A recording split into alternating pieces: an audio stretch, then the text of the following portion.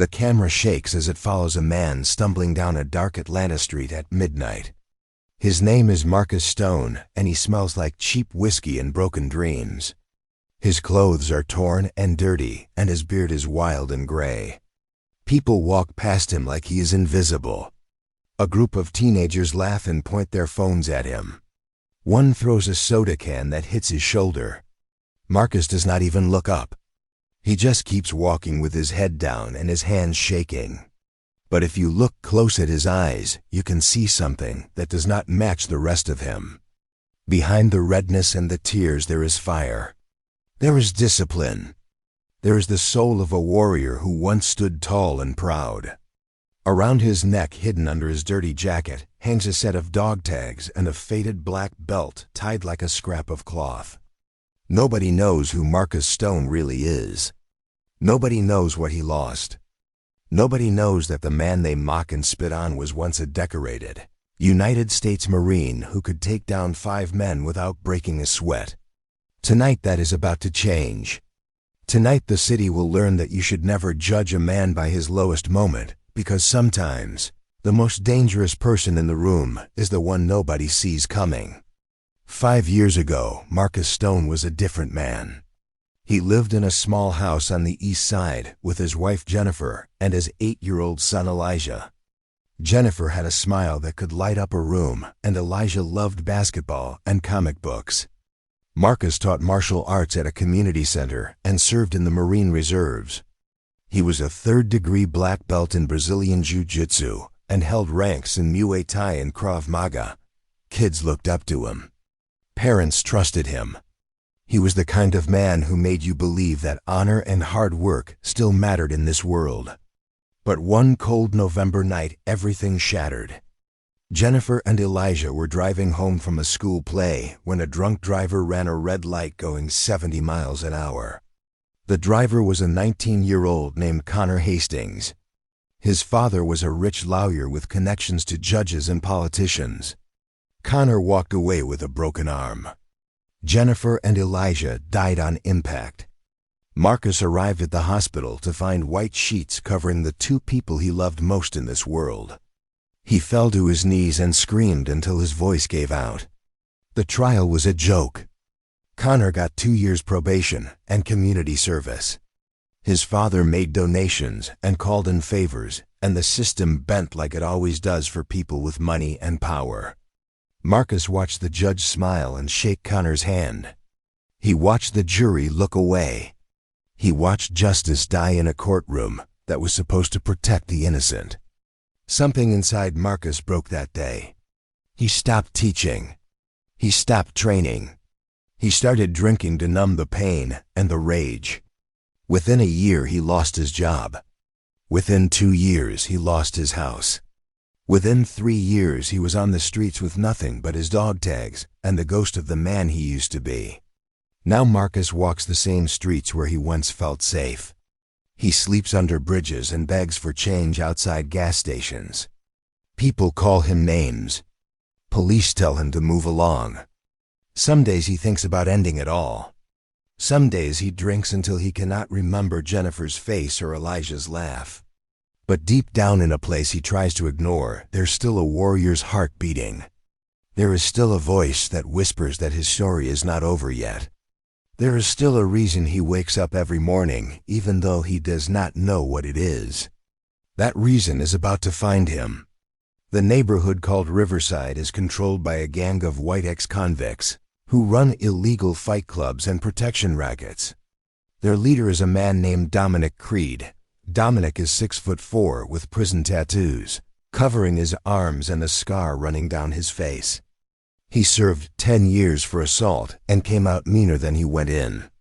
His crew includes his younger brother Tommy, who is fast and cruel, and a man named Vince, who used to be a boxer before he got kicked out for fighting dirty. They prey on the poor, mostly black families who live in Riverside. They shake down store owners for protection money.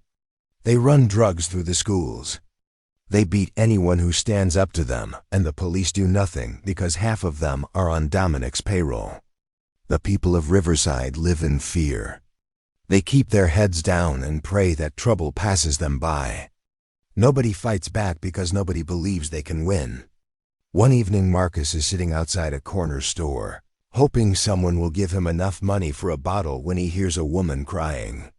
Her name is Gloria Hamilton, and she runs a small diner 2 blocks away. She's in her 60s with kind eyes and gray hair pulled back in a bun. Marcus used to eat at her diner before he lost everything. She does not recognize him now. She is talking to another woman about her son. Her son's name is Jamal, and he is 22 years old. 2 weeks ago, Dominic's gang robbed a jewelry store and planted evidence in Jamal's car. The police arrested Jamal, even though he was at work when the robbery happened. Gloria has been trying to get him out, but the system is rigged. The public defender told her Jamal will do 5 to 10 years. She does not have money for a real lawyer. She does not have anyone to help her. Marcus listens from the shadows. Something about her voice reminds him of his own mother. Something about her pain reminds him of his own. When she walks away, Marcus follows her. He does not know why.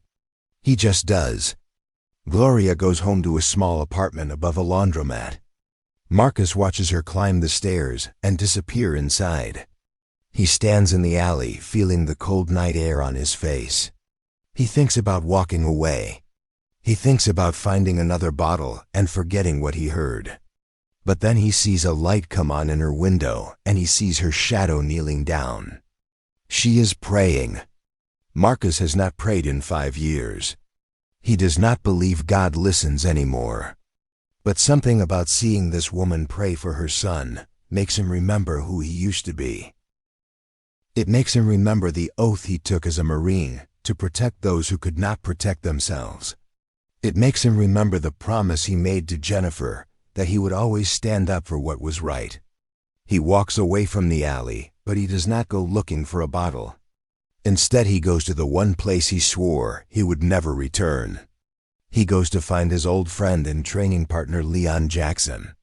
Leon runs a boxing gym on the south side called Iron Fist. He and Marcus served in the Marines together and trained together for 15 years. When Marcus fell apart, Leon tried to help him, but Marcus pushed everyone away. Leon gave up after a year of trying.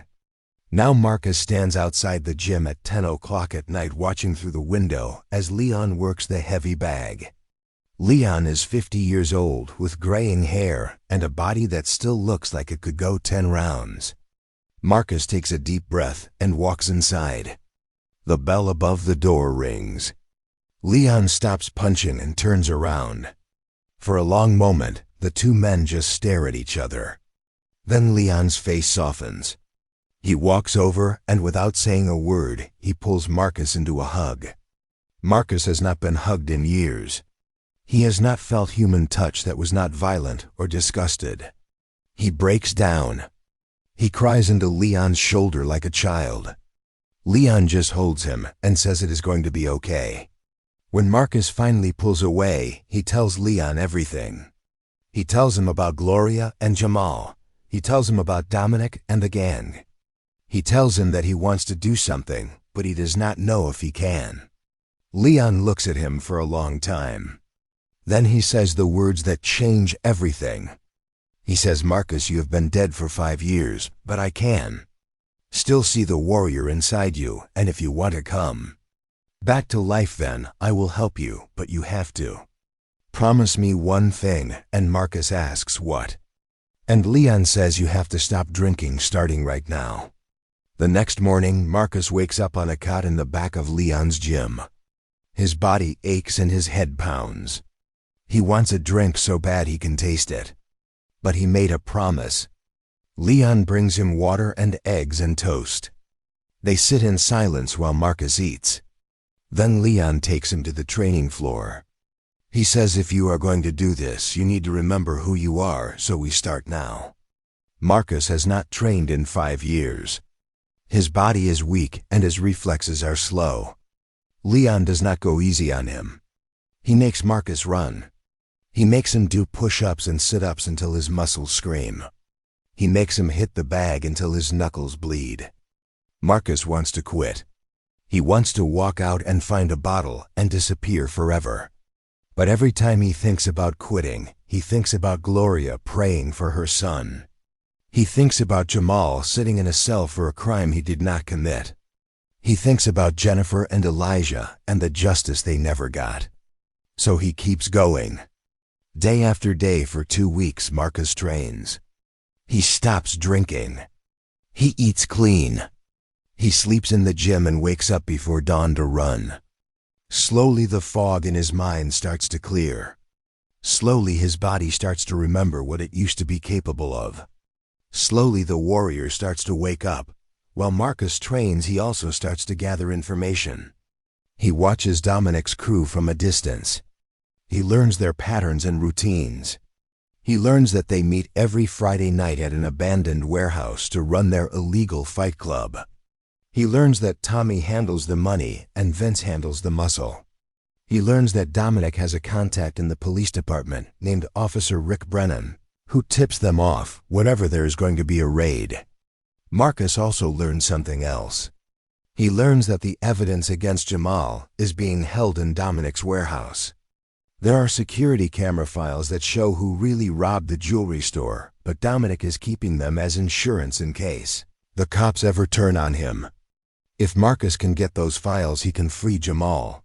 But getting into that warehouse means going through Dominic's entire crew. It means risking everything. Leon tells him it is suicide. Leon tells him to go to the FBI or the media. But Marcus knows better. He knows the system does not work for people like Jamal. He knows that if he does not do this, nobody will. So he makes a plan. 3 weeks after Marcus walked into Leon's gym, he is ready. His body is lean and hard again. His mind is sharp. The drunk, stumbling beggar is gone. In his place is Marcus Stone, the Marine, the warrior, the black belt. But he still looks like a homeless man. He still wears torn clothes and a dirty jacket. That is part of the plan.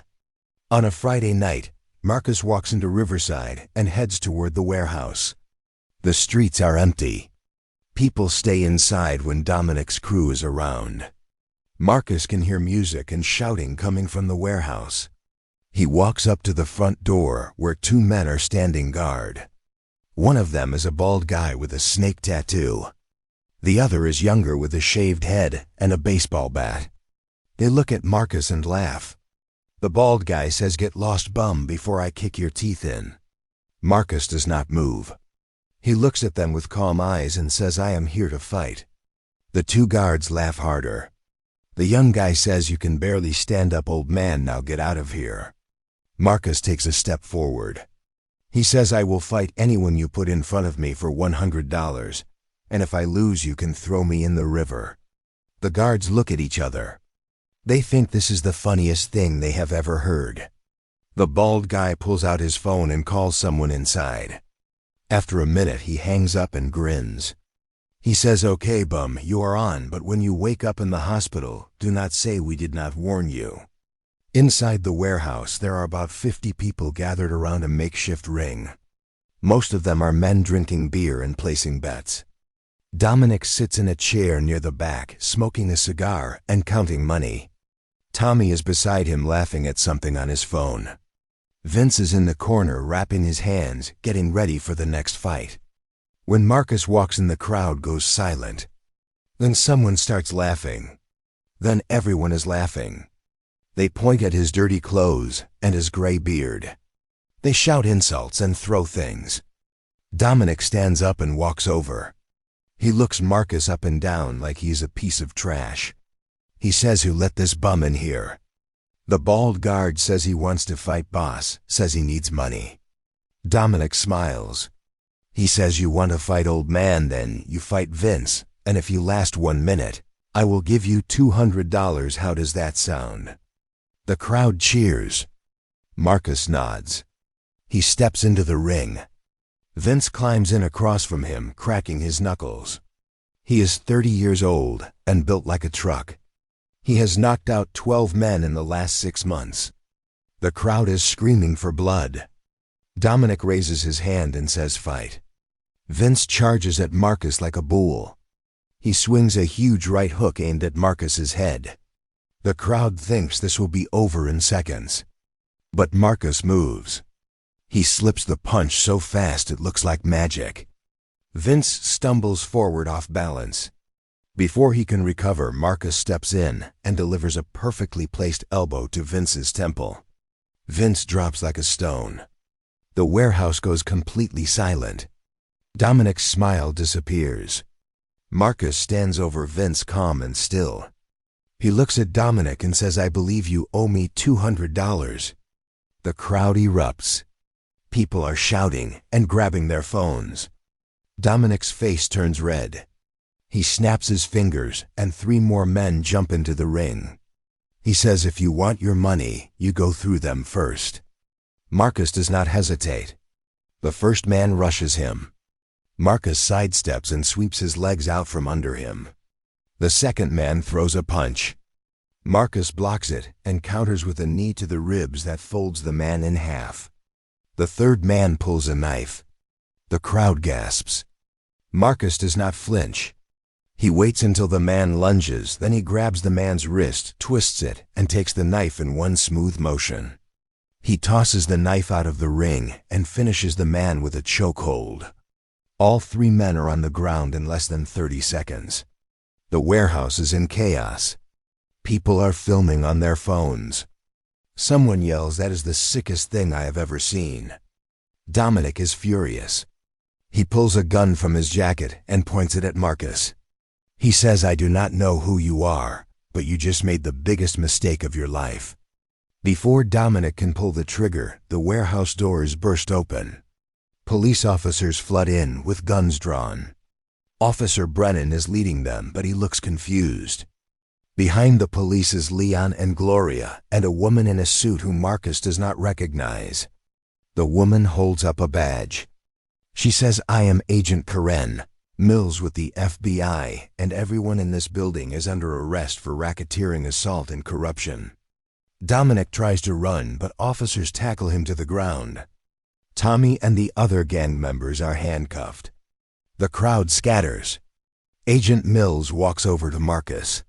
She says, "You must be Marcus Stone, and I have to say that was quite a performance." Marcus is breathing hard. He says, "How did you know I was here?" Leon steps forward. He says, "I called the FBI 2 weeks ago and told them everything you told me about Dominic and his crew, and Agent Mills has been building a case ever since, and tonight we finally had enough evidence to move in." Marcus looks at Gloria. She is crying, but she is smiling too. She says they are dropping the charges against Jamal, and he will be home tomorrow. Marcus feels something break inside him. It is not pain this time. It is relief. It is hope. It is the feeling of doing something right for the first time in 5 years.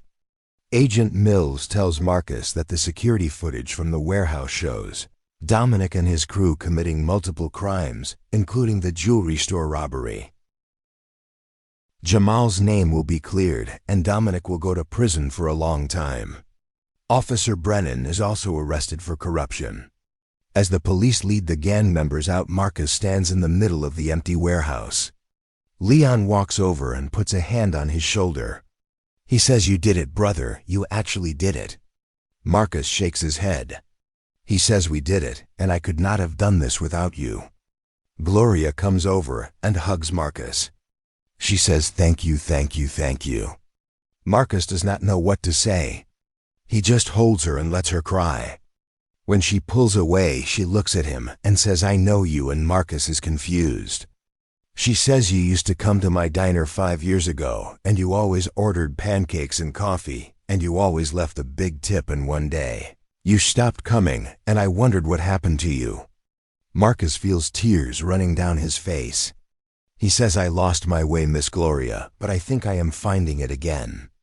The next day, Marcus stands outside the county jail. It is early morning, and the air is cold and clean. The doors open, and Jamal walks out. He is tall and thin with his mother's eyes. Gloria runs to him and throws her arms around him. They hold each other and cry. Jamal looks over at Marcus. Gloria says, "This is the man who saved you, baby. This is Marcus Stone." Jamal walks over and shakes Marcus's hand. He says, "I do not know how to thank you." Marcus says, "You do not owe me anything, just live your life and make your mama proud." Jamal nods. He says, "I will, I promise." As they walk away, Marcus feels something he has not felt in a long time. He feels like maybe his life still has meaning. Maybe there is still a reason he is here. Maybe Jennifer and Elijah would be proud of him after all. Over the next few weeks, videos of Marcus fighting in the warehouse go viral. People call him the Black Belt Beggar. News stations want to interview him. Strangers recognize him on the street. But Marcus does not care about fame. He moves into a small apartment above Leon's gym. He starts training again every day. He stops drinking completely. His body gets stronger. His mind gets clearer. He starts teaching a free self-defense class at the gym for kids from Riverside. Word spreads fast. Within a month, he has 20 students. Within 2 months, he has 50. These are kids who have seen violence and poverty and injustice their whole lives. Marcus teaches them how to defend themselves, but he also teaches them discipline and honor and respect. He tells them that being a warrior is not about hurting people, it is about protecting people. He tells them that the strongest person in the room is the one who can walk away from a fight. He tells them his story. He tells them about Jennifer and Elijah. He tells them about losing everything and hitting rock bottom. He tells them that no matter how far you fall, you can always get back up if you choose to. One evening after class, a 13-year-old boy named Darius stays behind. He is small for his age with scared eyes and bruises on his arms. Marcus asks if he is okay. Darius says his stepfather hits him and his mom, and he does not know what to do. Marcus feels rage boiling in his chest, but he keeps his voice calm. He asks Darius if he wants help. Darius nods. Marcus calls Agent Mills. She comes to the gym with 2 other agents and a social worker. They take Darius and his mother to a safe place. They arrest the stepfather. A week later, Darius comes back to class.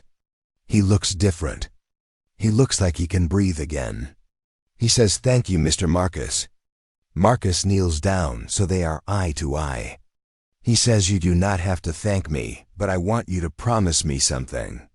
And Darius asks what, and Marcus says, "Promise me that when you grow up, you will stand up for people who cannot stand up for themselves," and Darius promises.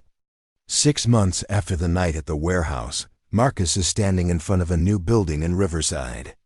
It used to be an abandoned community center, but now it has been renovated with donations from people who saw his story on the news.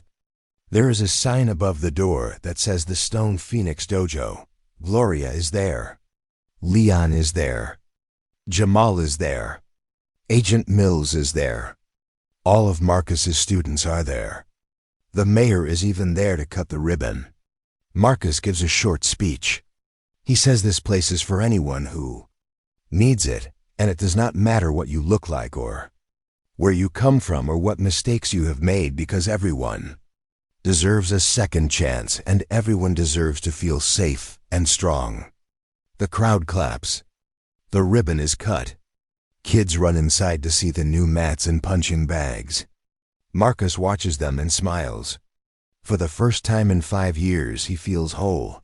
That night, Marcus sits alone in his apartment. He takes out an old photo of Jennifer and Elijah. He has not looked at it in years because it hurt too much. Now he can finally look without breaking down. He says, "I am sorry, I lost my way, but I think I found it again, and I hope wherever you are, you can see that I am trying to be the man you believed I was." He places the photo on his dresser next to his dog tags and his black belt. Then he lies down and sleeps without nightmares for the first time in 5 years. Marcus continues teaching at the dojo every day. His reputation grows. People come from all over the city to train with him. Some are kids trying to stay out of trouble. Some are adults trying to get their lives back on track. Some are people like him who lost everything and need a reason to keep going. Marcus welcomes them all. He does not charge anyone who cannot afford it. He pays the bills with donations and money he makes doing security work on the side. He does not need much. He lives simply. He eats simply. He finds joy in small things like watching his students succeed or having coffee with Leon or seeing Gloria smile when she brings him lunch from the diner. One day, a young woman walks into the dojo. Her name is Amara, and she is 25 years old. She says she wants to learn how to fight because she was attacked 6 months ago, and she is tired of being afraid. Marcus sees the fear in her eyes. He remembers feeling that same fear when he lost Jennifer and Elijah. He says, "I will teach you, but first you have to understand that fighting is the last resort, and real strength comes from here." And he points to his heart. Amara nods. She trains with Marcus 3 times a week. Slowly she gets stronger. Slowly the fear in her eyes is replaced with confidence. After 6 months, she earns her first belt. She cries when Marcus ties it around her waist. She says, "You saved my life." Marcus says, "No, you saved your own life. I just showed you the way." The dojo becomes a symbol of hope in Riverside. Crime goes down because kids have somewhere safe to go after school.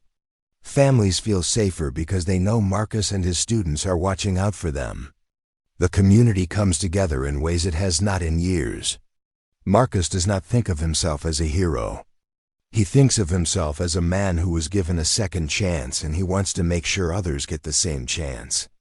He still thinks about Jennifer and Elijah every day. He still misses them. But the pain does not control him anymore. He has learned to carry it without letting it break him. He has learned that grief and purpose can live side by side.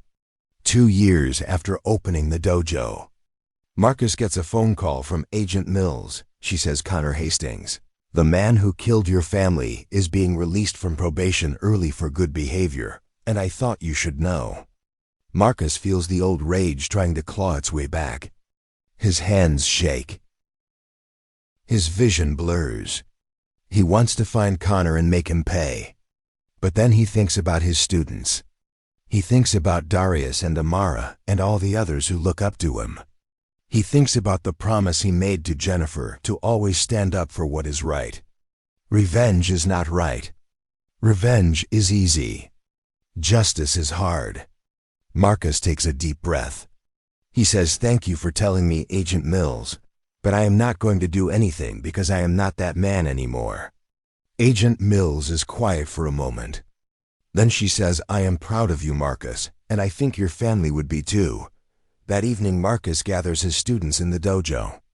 He tells them his whole story for the first time. He tells them about the car accident and the trial and the drinking and the years on the street. He tells them about the night he decided to stop running from his pain and start using it to help others. He tells them that the man who killed his family is walking free, and it is not fair, and it will never be fair.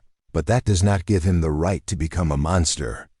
He says the world is full of injustice and pain and loss, but the only way to fight it is by being better than the people who hurt you and by protecting the people who cannot protect themselves. His students listen in silence. When he finishes, Darius stands up. He says, "Mr. Marcus, you are the bravest person I know." The other students nod. Marcus feels tears in his eyes. He realizes that these kids have become his family. They have filled the hole that Jennifer and Elijah left. They have given him a reason to wake up every morning. Years pass. The Stone Phoenix Dojo grows. Marcus trains hundreds of students.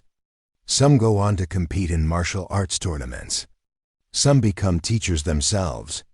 Some just become good people who stand up for what is right. Marcus grows older. His beard turns completely gray. His body slows down. But his spirit stays strong. He still teaches every day. He still walks the streets of Riverside, keeping watch. He still believes that even the most broken person can rise again if they choose to. On a cold December night, Marcus sits on the steps of the dojo watching the sun set. Leon sits beside him. They are both old men now, but they are still brothers. Leon says, "Do you ever regret any of it, Marcus?" And Marcus thinks for a long time. He says, "I regret losing my family every single day, but I do not regret what I did after, because if I had stayed on the file, street drinking myself to death then, their lives would have meant nothing. And now, because of them, because of what they taught me about love and honor, I have been able to help hundreds of people, and that has to count for something." Leon nods. He says, "It counts for everything, brother." That night, Marcus dreams of Jennifer and Elijah. They are standing in a field of flowers under a bright blue sky. Jennifer is smiling. Elijah is laughing. Marcus runs to them and holds them. He says, "I am so sorry I failed you." Jennifer touches his face. She says, "You did not fail us, baby. You honored us, and we are so proud of you." Elijah hugs him tight. He says, "You are a hero, Dad." Marcus wakes up with tears on his face, but for the first time they are not tears of sadness. They are tears of peace. Marcus Stone was once a drunk beggar that people mocked and ignored. He was broken and lost and ready to die. But he chose to rise. He chose to turn his pain into purpose. He chose to fight not for revenge, but for justice. He freed an innocent man from prison. He took down a gang of bullies who terrorized a community. He opened a dojo that gave hope to hundreds of people. He proved that it does not matter how far you fall, because you can always get back up. He proved that the strongest warriors are not the ones who never fall, but the ones who rise every single time. He proved that even broken men can become heroes if they choose to.